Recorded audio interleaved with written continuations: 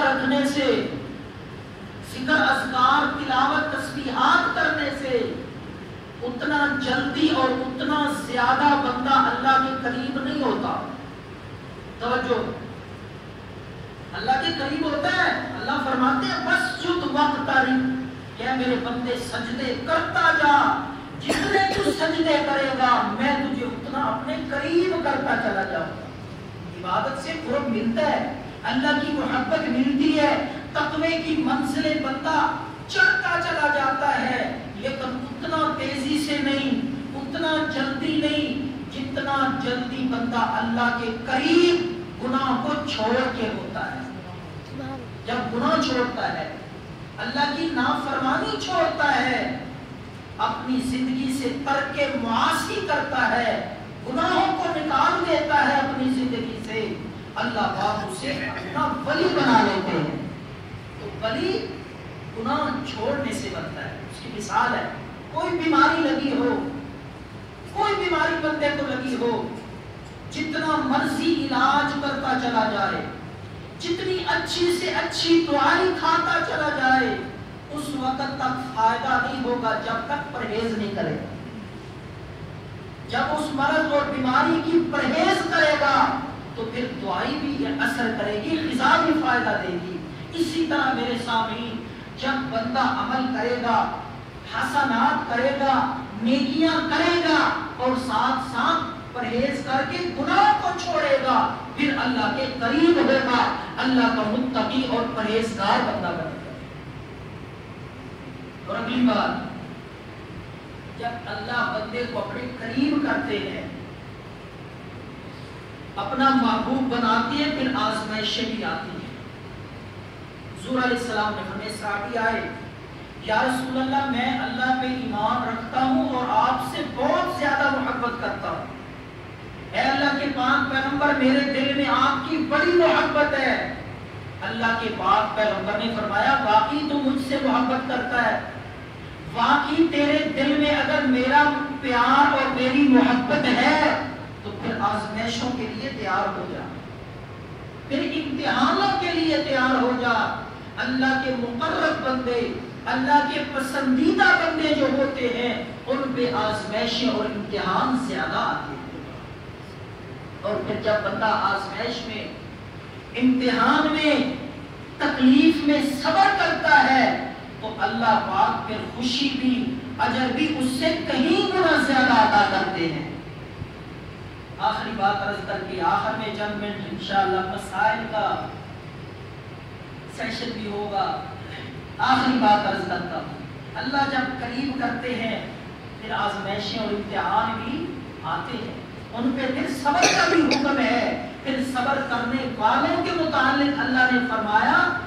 کہ ان اللہ مع الصابرین، میں بے شک صبر کرنے والوں کے ساتھ ہوں.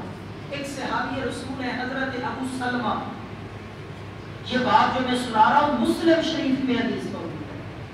ترجمہ کر رہا ہوں. مسلم شریف میں حضرت ابو سلمہ رضی اللہ تعالیٰ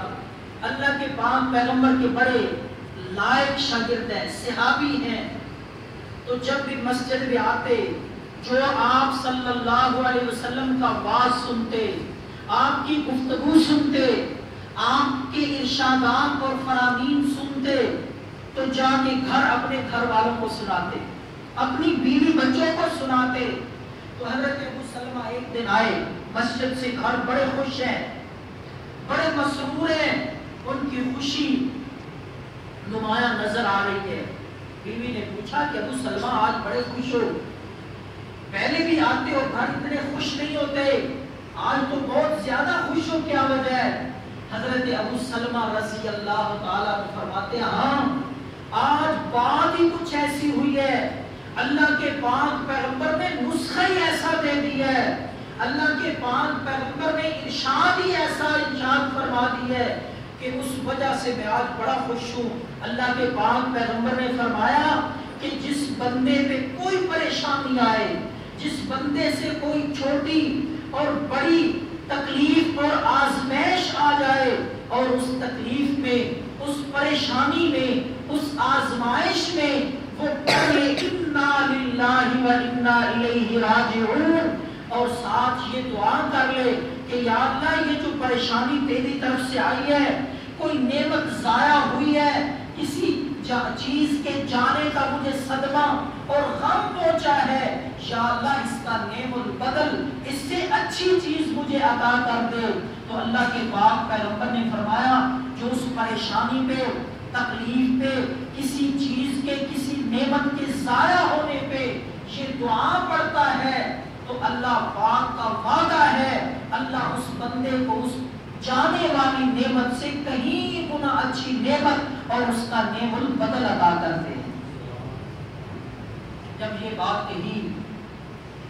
تو حضرت ابو سلمہ کی بیوی حضرت ام سلمہ کہتی ہیں، آگے حدیث میں ان کا بیان ہے، وہ فرماتی ہے میں نے اس بات پہ اتنا یقین کر لیا،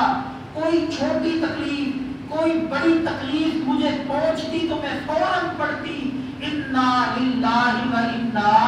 الیہ راجعون۔ وقت گزرتا گیا، حضرت ام سلمہ فرماتی ہیں کچھ عرصے کے بعد میرے خاوند ابو سلمہ فوت ہو گئے، بہت اچھے تھے، بہت محبت کرنے والے، بہت پیار کرنے والے، خدمت کرنے والے، اور آپس میں ان کا بہت ہی خوبصورت وقت گزر رہا تھا، بغیر کسی ناراضگی کے، بغیر کسی پریشانی کے، بہت محبت کرنے والے خاوند جب فوت ہوئے تو حضرت ام سلمہ فرماتی ہے مجھے وہ دعا یاد آ گئی، اللہ کے پاک پیغمبر کی وہ دعا اور نصیحت یاد آ گئی، میں بار بار پڑھتی رہی۔ ایک طرف خاوند کے فوت ہونے کا دکھ ہے، صدمہ ہے، غم ہے، دوسری طرف یقین اتنا کامل ہے کہ اللہ کے پاک پیغمبر نے فرما دیا آپ کے ارشاد میں شک نہیں ہو سکتا، آپ کی بات میں شک نہیں ہو سکتا، یقین بھی اتنا ہے اللہ کے پاک پیغمبر کی بات پہ کہ ابو سلمہ فوت ہوا ہے تو اتنا بڑا دکھ ہے، اتنا بڑا صدمہ ہے، اللہ کے پاک پیغمبر نے فرمایا اس سے بڑی اللہ خوشی بھی عطا کرتے ہیں، صدمہ بھی بہت بڑا اور دکھ کے ساتھ امید